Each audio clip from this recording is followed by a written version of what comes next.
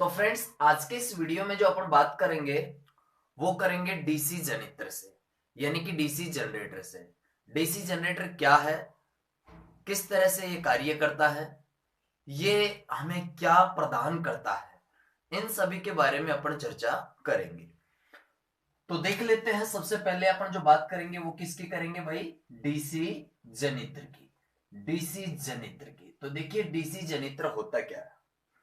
DC जनित्र होता क्या है? डीसी जनित्र की बात करूं तो देखिए, वह वह यंत्र जो यांत्रिक ऊर्जा को विद्युत ऊर्जा में कन्वर्ट करता है। ऐसी बात नहीं है कि यांत्रिक ऊर्जा को विद्युत ऊर्जा में यही कन्वर्ट कर रहा है, ऐसा तो नहीं है। यांत्रिक ऊर्जा को विद्युत ऊर्जा में जो कन्वर्ट करने वाला है वो वैसे तो अल्टरनेटर भी है, लेकिन ये डीसी जो जनित्र होता है ये डीसी प्रदान करता है। क्या प्रदान करता है? ये डीसी प्रदान करता है।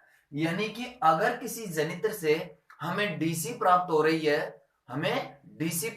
है, तो डीसी जनरेटर हो गया। और जिस जनित्र से हमें एसी प्राप्त हो रही है वो क्या हो गया? अल्टरनेटर हो गया। अब डीसी जनित्र जो होता है ये डीसी कैसे प्रदान करता है, कैसे अल्टरनेटर करता है, उन सभी के बारे में अपन चर्चा करेंगे। सबसे पहले अगर बात करें तो जो डीसी जनित्र होता है ये कार्य जो करता है वो क्या करता है? पहली बात, मैं सबसे पहली बात करूं तो ये जो करता है वो करता है यांत्रिक ऊर्जा को। कौन सी ऊर्जा को भाई? यांत्रिक ऊर्जा को किस में कन्वर्ट कर रहा है? विद्युत ऊर्जा में कन्वर्ट कर रहा है। ठीक है, विद्युत ऊर्जा में कन्वर्ट कर रहा है। और विद्युत कौन सी विद्युत? डीसी विद्युत। भाई कौन सी विद्युत? डीसी विद्युत। ठीक है। हाँ, तो अब अगर बात करें इस डीसी जनित्र की, तो जो डीसी जनित्र का जो छोटा रूप होता है, क्या छोटा जो रूप होता है उसे अपन डायनेमो कह सकते हैं। क्या बोलते हैं? डायनेमो। जैसे कि आपने वाहनों के अंदर देखा होगा, अगर आपके घर में भी वाहन है तो आप आराम से देख सकते हो इस डायनेमो को, कि जो डायनेमो होता है वो होता क्या है। तो छोटा वाला जो रूप होता है, कौन सा रूप भाई? छोटा वाला जो रूप होता है उसे अपन क्या बोलते हैं? डायनेमो। ठीक है, डायनेमो। चलिए, तीसरी जो अगर बात करें तो तीसरी जो बात करेंगे वो ये करेंगे कि जो डीसी जनित्र होता है ये फैराडे के विद्युत चुंबकीय प्रेरण सिद्धांत पर कार्य करता है। किस पर कार्य करता है? फैराडे के विद्युत चुंबकीय प्रेरण सिद्धांत पर। किसके भाई? फैराडे के विद्युत चुंबक प्रेरण। कौन सा? विद्युत चुंबक और प्रेरण, चुंबक प्रेरण। ठीक है, चुंबक प्रेरण पर यह कार्य करता है। चलिए, ये बात भी अब क्लियर हो गई कि एक तो ये यांत्रिक ऊर्जा को किस में बदल रहा है? विद्युत ऊर्जा में बदल रहा है। दूसरी बात, छोटे को क्या कहते हैं अपन? डायनेमो कहते हैं। और फैराडे के विद्युत चुंबकीय प्रेरण सिद्धांत पर यह कार्य करता है।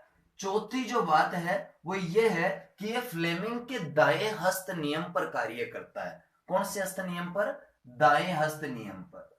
दाएं हस्त नियम पर यह कार्य करता है। देखिए, अगर ये आपने दाया हस्त नियम आपने नहीं देखा है तो मैंने पिछला जो वीडियो अपलोड किया था बेसिक इलेक्ट्रिसिटी, उसमें अच्छे से बता दिया था। यहाँ पे आई बटन पे लिंक दे दूंगा, यहां से आप वो वीडियो देख सकते हो। तो दाएं हस्त नियम क्या था कि दायां हाथ है ना, अपने को कुछ इस तरीके से बनाना है ताकि ये जो अंगूठा और ये जो अंगुली है ये ऊर्ध्वाधर यानी कि 90 डिग्री पे होनी चाहिए। ये अंगुली और ये अंगुली 90 डिग्री पे होनी चाहिए। अगर यहाँ पे ये अंगूठा वाला जो दर्शाता है फोर्स को दर्शाता है, कहने का मतलब अगर फोर्स की दिशा इस दिशा में हो तो यहाँ पे जो चुंबकीय फ्लक्स बनेगा उसकी दिशा कहां होगी? इस दिशा में होगी। और ये जो अंगुली होगी ये किसको दर्शाएगी? ये करंट को दर्शाएगी। किसको दर्शाएगी? करंट को दर्शाएगी। तो ये है फ्लेमिंग का दायां हस्त नियम।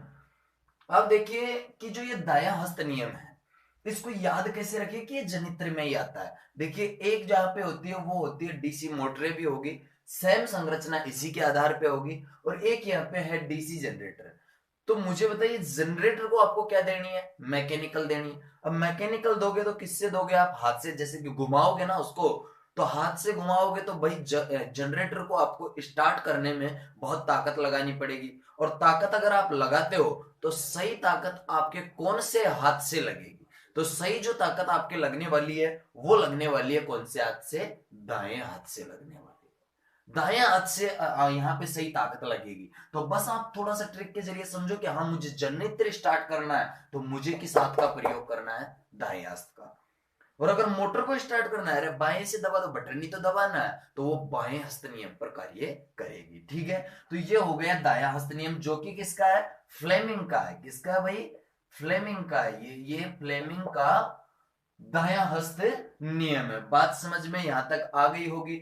और छोटे रूप को क्या कहते हैं, डायनेमो कहते हैं। यांत्रिक ऊर्जा को विद्युत ऊर्जा में परिवर्तित करता है और फैराडे के विद्युत चुंबकीय प्रेरण सिद्धांत पर कार्य करता है और दाएं हस्त नियम पर कार्य करता है। अब देखिए, ये जो जनित्र होता है, ये जो जनित्र होता है, इसमें क्या होता है, देखिए एक तो इसके लिए मौलिक आवश्यकताएं होती है। मौलिक आवश्यकताएं क्या होती है कि मतलब इसको जैसे अपन स्टार्ट करेंगे ना, तो उसके लिए कुछ आवश्यक चीजें जरूरी है, कुछ मौलिक आवश्यकताएं है। अब वो मौलिक आवश्यकताएं कौन सी है, जैसे कि चुंबकीय क्षेत्र होना चाहिए। क्या होना चाहिए भाई, चुंबकीय क्षेत्र होना चाहिए।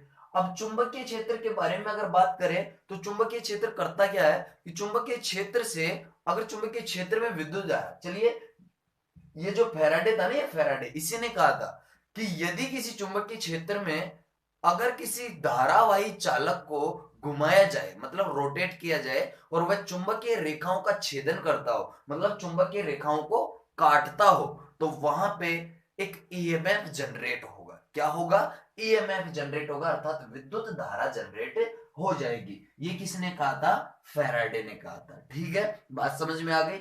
चलिए अब देखिए इनके पार्टों के बारे में देख लेते हैं, लेकिन उससे पहले हम थोड़ा सा इसको अच्छे से समझते हैं, बहुत ही अच्छे से समझते हैं, फिर पार्ट आपके अच्छे से समझ में आ जाएंगे। ठीक है, एक एक पार्ट अपन पढ़ते जाएंगे। पहले आप इसकी संरचना देखो। देखिए जैसे कि मैंने यहाँ पे इस जगह पे मैंने पॉल शू बना दिए। मैंने क्या बना दिए, ये पॉल शू बना दिए।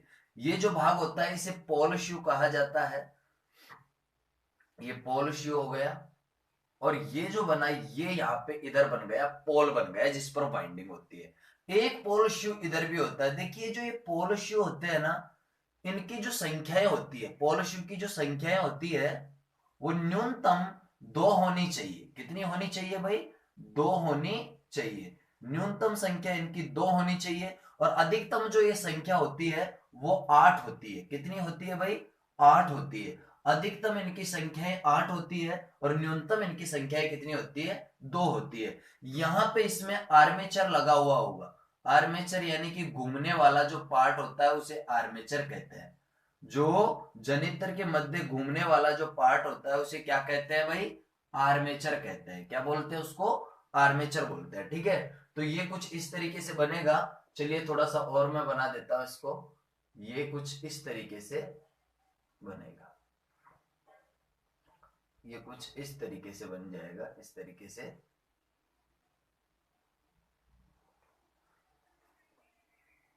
ये इस तरीके से आपका बन जाएगा, बनकर तैयार हो जाएगा। ठीक है, तो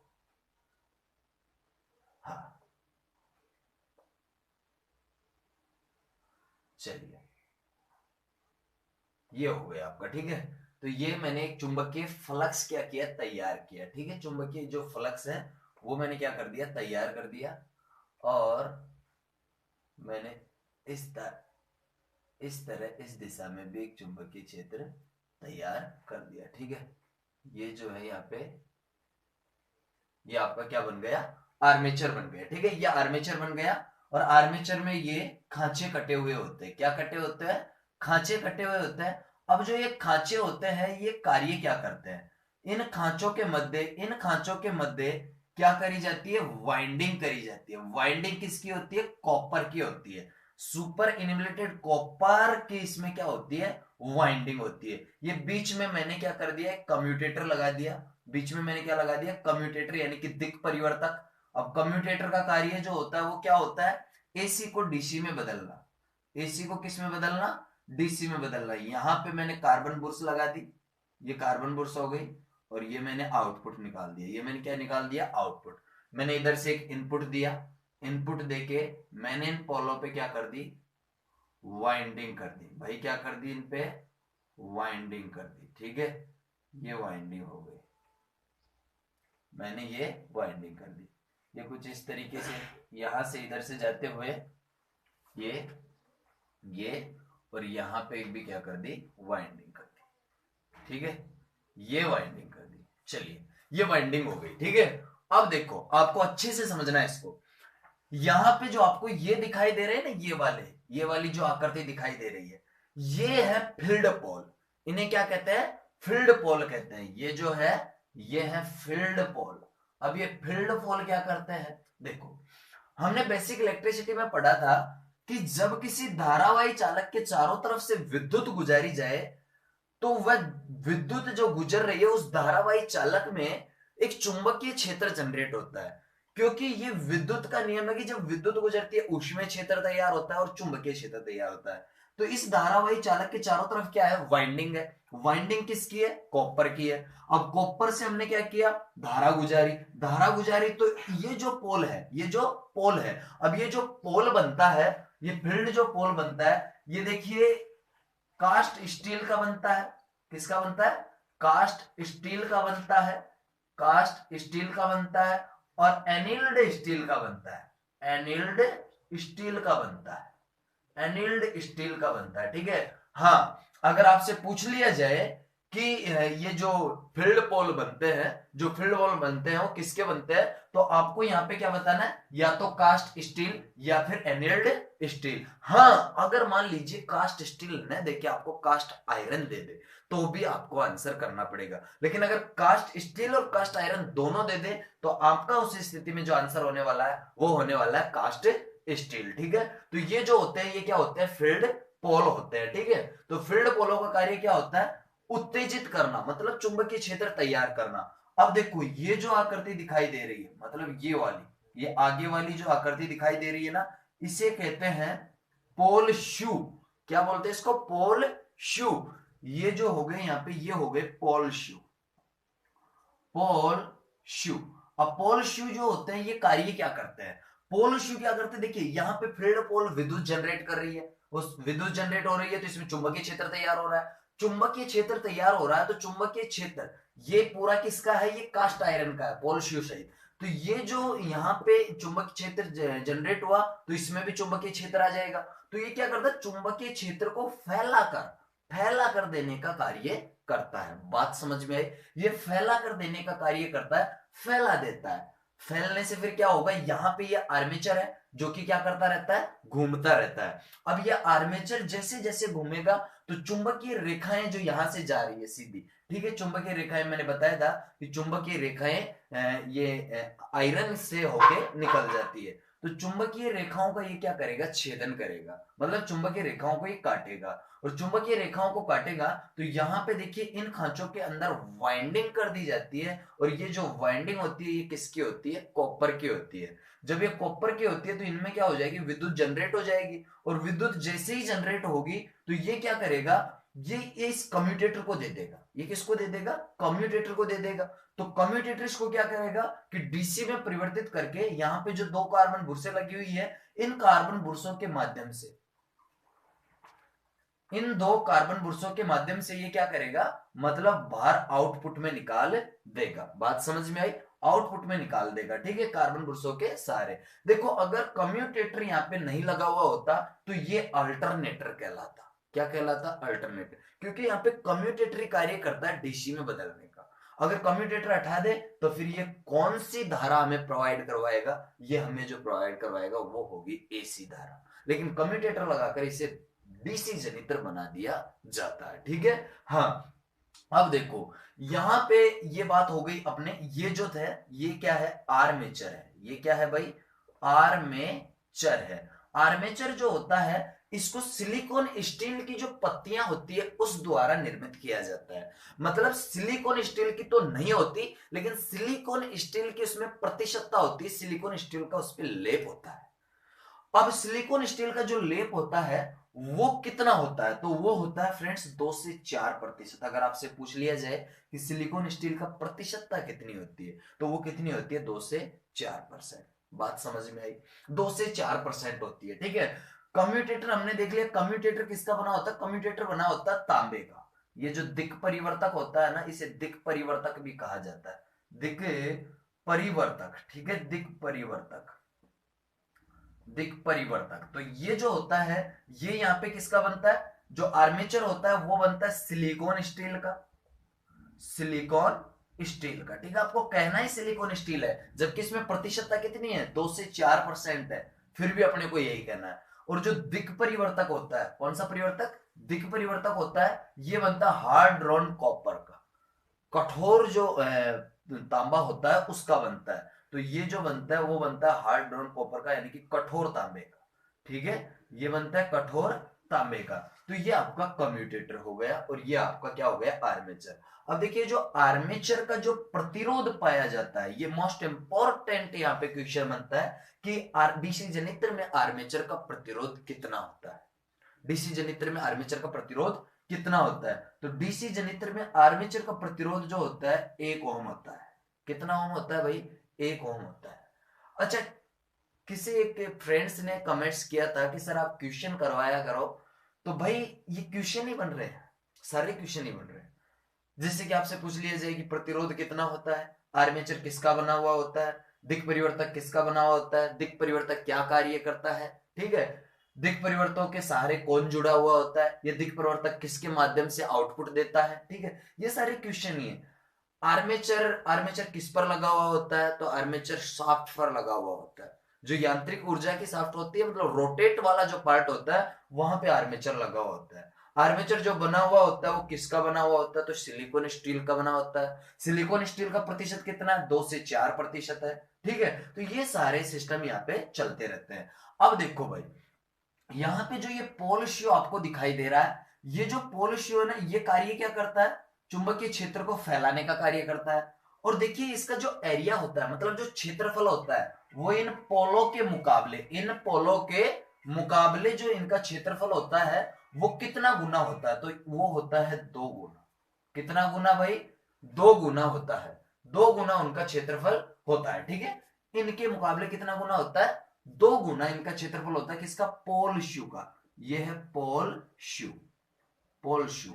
तो इसका इसके मुकाबले, किसके मुकाबले, पोलो के मुकाबले पोल शू का क्षेत्रफल, एरिया कितना गुना होता है, 2 गुना। ये चीज भी आपके अच्छे से समझ में आ गई होगी, ठीक है फ्रेंड्स। तो ये चीज आपके अच्छे से समझ में आ गई। अब देखिए जो कम्यूटेटर होता है इसका आधार होता है, और जो आधार होता है वो बनता है बैकेलाइट से। किससे बनता है, बैकेलाइट से, ठीक है। ये विद्युत जनरेट हो रही है, यहाँ पे कोई दिक्कत नहीं होने वाली कि यहाँ से ये चुंबकीय रेखाएं है, ये चुंबकीय रेखाएं, ठीक है। तो ये चुंबकीय रेखाएं जो होती है ये क्या करती है, ये कम्यूटेटर इनको काटता है। और देखिए जो ये सिलिकॉन से बनता है, ये सिलिकॉन से बनता है। तो क्यों बनता है सिलिकॉन से, सिलिकॉन से इसलिए इसको बनाया जाता है क्योंकि सिलिकॉन से बनाने पर इसमें जो हिस्टेरेसिस लॉस होगा, देखिए 2 लॉस होते हैं, आयरन जो लॉस होंगे उनके 2 भाग होते हैं, एक हिस्टेरेसिस लॉस होता है और एक एडी करंट लॉस होता है, यानी कि भंवर धारा हानि।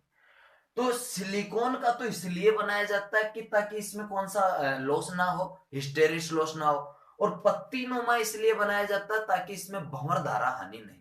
इन सभी के बारे में अपन अच्छे से चर्चा करेंगे, बहुत अच्छे से चर्चा करेंगे, ठीक है। लेकिन आप बस अभी थोड़ा देखते जाइए, ऐसा नहीं है कि आपको मैं आर्मेचर नहीं पढ़ाऊंगा, आपको मैं बॉडी नहीं पढ़ाऊंगा, सब चीज पढ़ाएंगे।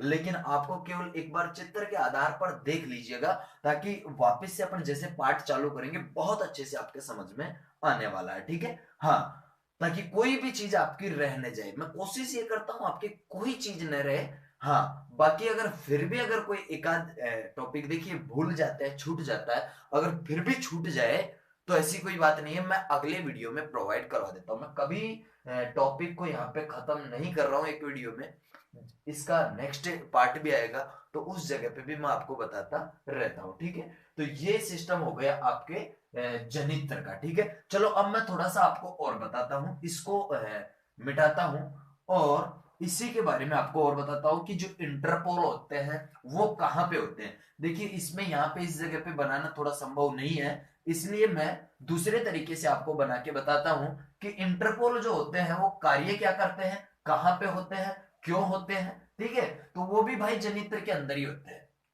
वो भी किसके अंदर होते हैं, जनित्र के अंदर होते हैं। तो ये मैंने जनित्र बना दिया, ठीक है। ये मैंने क्या बना दिया, जनरेटर बना दिया। चलिए ये आपका जनरेटर की बॉडी तैयार हो गई। ये जनरेटर की क्या तैयार हो गई? बॉडी, जिसे योक कहा जाता है। इसे क्या कहा जाता है भाई? योक कहा जाता है। ये एक एक चीज आप ध्यान में रखते जाइए। योक कहा जाता है, मतलब योक यानी बॉडी कहा जाता है, ठीक है। अब देखिए यहां पे क्या बने हुए होते हैं, इसके पोल बने हुए होते हैं। ये मैंने क्या बना दिया? ये पोल बना दिया। अब ये पोलों की जो संख्याएं होती है, पोलों की संख्याएं जो होती है वो 4 होती है। कितनी होती है भाई? 4 होती है। 4 पोलों की संख्याएं होती है, ठीक है। ये पोल बना दिया मैंने कुछ इस तरीके से। ये पोल बन गया आपका। और पोलों की जो संख्याएं होती है वो कितनी होती है? 4 होती है, ठीक है। एक पोल ये बन गया। देखो भाई टाइम तो लगेगा बनाने में, पर मजा आ जाएगा। वो कहते हैं कि जिस चीज में टाइम ज्यादा लगता है ना, मजा उसी में आता है। सही है ना भाई? तो चलो ये आपका ये बन गया, ठीक है। जैसा भी बन रहा है, ठीक नहीं कहूंगा, लेकिन अपना काम निकल जाएगा बस, और काम ही तो निकालना है, और कुछ नहीं करना अपने को, ठीक है। हाँ, ये यहाँ पे ये क्या बन गए? पोल बन गए। और देखिए यहाँ पे इस जगह पे मैं बना रहा हूं इंटरपोल। क्या बना रहा हूं? इंटरपोल। ये बन गए भाई इंटरपोल। ये आपके तैयार हो गए इंटरपोल। इंटरपोल हो गए। बीच में मैंने इस जगह पे मैंने बना दिया आर्मेचर। ये आर्मेचर आपका बन गया, ठीक है। ये आर्मेचर बन गया। आर्मेचर में ये क्या कट गए? खांचे कट गए, ठीक है। ये बहुत सारे खांचे होते हैं, बहुत सारे। और यहाँ पे बीच में ये क्या बन गया? यहाँ पे कम्यूटेटर बन गया। क्या बन गया भाई? कम्यूटेटर बन गया। और कम्यूटेटर को अपन ने कैसे जोड़ दिया? बुरसों से जोड़ दिया, ठीक है। बुरसों से जोड़ के अपन ने आउटपुट ले लेंगे, कोई दिक्कत नहीं है। देखो अब देखो, ये पोल जो पोल है, ये ये पोल जो है, इन पे क्या होती है? वाइंडिंग होती है। क्या होती है? इन पे वाइंडिंग होती है, ठीक है। तो इन पे वाइंडिंग होगी, और ये यहाँ पे इंटरपोल होंगे, इन पे भी वाइंडिंग होगी, ठीक है। ये चलो वाइंडिंग कर ही देते हैं। तो ये वाइंडिंग हो गई, कुछ इस तरीके से इनकी वाइंडिंग हो जाएगी। ये मैं थोड़ा जल्दी कर रहा हूं, ठीक है। आपको इतनी जल्दी नहीं करनी, आपको अच्छे से इसको बनाना। वैसे बनाने की कोई आवश्यकता नहीं है, आपको कोई बनवाएगा नहीं। इसकी इमेज जो है वो आपसे कोई नहीं बनवाएगा। तो चलिए, यहां पे ये अपना जनरेटर बनके तैयार हो गया। तो ये जो होते हैं ये इंटरपोल होते हैं। तो भाई देखो मैंने ये तो बता ही दिया था कि पोल का जितना एरिया होता है उससे 2 गुना किसका होता है? पोल शू का एरिया होता है। देखिए मैं जितनी चीजें बोल रहा हूं ना, वो आप लिखते जाइए, नोट करते जाइए। पॉज कर करके वीडियो को पॉज कर लो और फिर आप लिख लो, ठीक है। क्योंकि काफी चीजें मैं लिखूंगा, थोड़ा टाइम ज्यादा लगेगा, वीडियो लंबा खिंचता है। इस वजह से आप इन चीजों को लिख लिया करो। जैसे कि मैंने बोला कि पोल जो होता है, इसका 2 गुना एरिया किसका होता है? पोल शू का होता है। मतलब पोलो का 2 गुना पोल शो होता है। 2 गुना बराबर क्या होता है? पोल शू होता है। पोल शू, पोल शू का एरिया 2 गुना होता है। अब देखो जो इंटरपोल होते हैं, इंटरपोल करते क्या है? इंटरपोल का कार्य जो होता है वो ये होता है कि देखो यहां से ये पोल है ना, ये पोल ये क्या कर रहा है? चुंबकीय फ्लक्स को फैला रहा है। अब चुंबकीय फ्लक्स फैलेगा तो इसको कौन काटेगा? आर्मेचर काटेगा। आर्मेचर काटेगा तो होता क्या है कि आर्मेचर अचानक जब चुंबकीय फ्लक्स को काटता है तो स्पार्किंग पैदा होती है। क्या पैदा होती है? स्पार्किंग पैदा होती है। तो स्पार्किंग पैदा होने से क्या होता है कि कम्यूटेटर में क्या होता है? मतलब हानि हो जाती है स्पार्किंग होने से। इस ये जो आर्मेचर है ना, आर्मेचर, ये आर्मेचर पे लगा हुआ जो कम्यूटेटर होता है, ये होता है ना, इस पर क्या होता है कि मतलब स्पार्किंग से गड्ढे गड्ढे से पड़ जाते हैं। इसलिए इस दोष को कम करने के लिए यहाँ पे इंटरपोलो का प्रयोग किया गया। किसका प्रयोग किया गया? इंटरपोलो का प्रयोग किया गया। अब जो ये इंटरपोल होते हैं, देखिए जैसे कि ये चुंबकीय क्षेत्र तैयार करेगा, या तो ये एन समबाहु का करेगा, या फिर किस समबाहु का करेगा? एस समबाहु का करेगा। तो अगर मान लीजिए ये एस समबाहु का कर रहा है और अपना जनरेटर इस तरीके से रोटेट कर रहा है, मतलब क्लॉकवाइज दिशा में घूम रहा है। किस दिशा में घूम रहा है? क्लॉकवाइज दिशा में। तो देखिए ये अगर मान लीजिए पोल यहाँ पे एस समबाहु का है, तो ये जो इंटरपोल यानी कि घूर्णन दिशा में जो इंटरपोल होगा वो भी किस समबाहु का होगा? एस का। बात समझ में आई? यहां पे अगर ये वाला एन का, भाई ये एस का है तो ये एन का रहेगा, तो ये इंटरपोल भी किसका रहेगा? एन का। ये अगर एस का है तो ये इंटरपोल भी किसका रहेगा? एस का। ये अगर एन का है तो ये इंटरपोल भी किसका रहेगा? एन का। बात समझ में आ गई होगी। अब देखो करते क्या है, ये एस है ना बहुत ज्यादा चुंबकीय क्षेत्र तैयार कर रहा है, तो ये क्या कर रहा है? बहुत कम कर रहा है। इंटरपोल छोटा है। देखिए जो वाइंडिंग होती है ना, अगर यहां पे पोल पर, इस पोल पर मान लीजिए टर्नों की संख्या x है, कितनी है? x है, माना कोई भी है, तो यहां पे जो संख्या होगी टर्नों की वो होगी x/3। मतलब पोलो से 1/3 भाग, पोलो का 1/3 भाग इंटरपोल पे टर्नों की संख्या होती है। इस पर अगर 9 टर्न है तो इस पर 3 ही होंगे, इस पर 12 है तो इस पे 4 ही होंगे। बात समझ में आई? इसका 1/3 इस पर वाइंडिंग होती है, 1/3 टर्न होते हैं। बात समझ में आ गई होगी। ठीक है फ्रेंड्स, तो ये आपके अच्छे से समझ में आएगा इंटरपोल क्या है और पोल शू क्या है और पोल क्या है। इंटरपोल क्या करते हैं? जो यहां पे स्पार्किंग पैदा होती है उसमें कमी करते हैं, उस दोष को कम करते हैं इंटरपोल। ठीक है, और इंटरपोल से यही क्वेश्चन आपके पूछा जाएगा कि इंटरपोल पर जो वाइंडिंग होती है वो पोलों के कितनी गुनी होती है? तो आपको बताना है 1/3 गुनी होती है। कितनी होती है? 1/3 गुनी। बात समझ में आ गई इंटरपोल क्या है।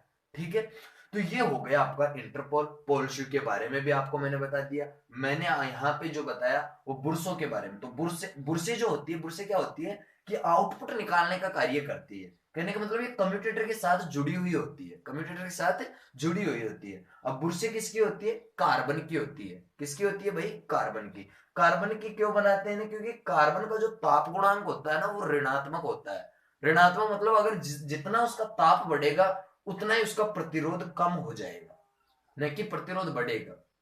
देखिए वैसे जैसे कि लोहा है, इन सभी का क्या होता है कि सभी इनका ताप बढ़ाएंगे तो इनका प्रतिरोध भी बढ़ जाएगा, क्योंकि गर्म होंगे तो लंबे होंगे, लंबे होंगे तो प्रतिरोध बढ़ जाएगा। यहाँ पे जो ये कार्बन है इसका ताप गुणांक ऋणात्मक होता है, इसका ताप बढ़ाओगे प्रतिरोध घटेगा। तो ताप तो बढ़ना है, क्यों?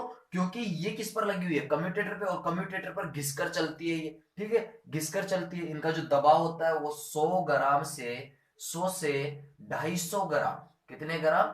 250 ग्राम प्रति सेमी स्क्वायर, प्रति सेमी का स्क्वायर। ये इनका दबाव होता है। किसका दबाव होता है? बुरसों का दबाव होता है। जब दबाव होता है तो गर्म होगी, और गर्म होगी तो फिर ये तो कार्बन है, इसलिए इसका ताप गुणांक क्या होता है? ऋणात्मक होता है। और ऋणात्मक होता है तो इसलिए इसका प्रतिरोध क्या हो जाएगा? घट जाएगा। ठीक है, अब ये जो कार्बन बुरसे होती है, ये देखिए जो मतलब बड़ी जो मशीनें होती है उनमें क्या किया जाता है कि तांबा और कार्बन दोनों को मिलाकर यहाँ पे बुर्स बनाई जाती है। तांबे और कार्बन को मिलाकर क्या बना देते हैं? बुर्स बना देते हैं। और ये जो बुर्स होती है, कार्बन जो बुर्स होती है, इसका 1/3 भाग अगर घिस जाए, 1/3 भाग अगर घिस जाए तो फिर इसको क्या कर देते हैं? सॉरी, 1/3 भाग रह जाए और 2/3 घिस जाए तो इस कार्बन बुर्स को हटा देते हैं और दूसरी नई बुर्सें लगा देते हैं। बात समझ में आ गई आपके? कार्बन बुर्सों का दबाव कितना है? 100 से 250 ग्राम, और 1/3 भाग अगर रह जाए तो इसको क्या कर देते हैं? फेंक देते हैं। बात समझ में आ गई?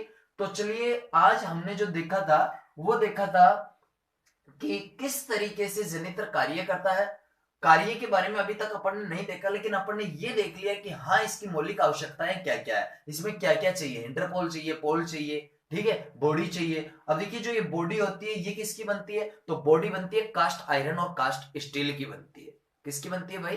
कास्ट आयरन और कास्ट स्टील की। अब कास्ट आयरन की तो किसमें बनती है और कास्ट स्टील की किसमें बनती है? तो जो बड़ी मशीनें होती है उसमें कास्ट स्टील की बनती है, क्योंकि वो बड़ी मशीन है तो स्टील महंगा होता है ना। तो ऐसे आप थोड़ा सा इमेजिन कर सकते हो कि बड़ी मशीन महंगी आएगी, और महंगी आएगी तो महंगी बॉडी लगाई जाएगी, ठीक है, योक लगाया जाएगा, तो कास्ट स्टील की बनती है। और छोटी जो मशीनें होती है वो कास्ट आयरन की बनती है। अब बॉडी का कार्य जो होता है वो क्या होता है? बॉडी का कार्य होता है चुंबकीय पथ प्रदान करना। पहली बात तो चुंबकीय मार्ग को पथ प्रदान करना, मतलब चुंबकीय जो चुंबकीय रेखाएं होती है उनको इससे बाहर नहीं जाने देती है बॉडी। दूसरा जो कार्य होता है वो होता है कि इनके जो पुर्जे होते हैं, मतलब इस जनित्र के जो पुर्जे होते हैं उनको उनको रोक कर रखना। जैसे कि यहाँ पे फील्ड बॉल है तो किस पे कसा जाएगा, बॉडी पे कसा जाएगा। तो इन सभी की क्या करती है, सुरक्षा करती है, चारों तरफ से क्या करती है, सुरक्षा। ये किसका कार्य होता है, बॉडी का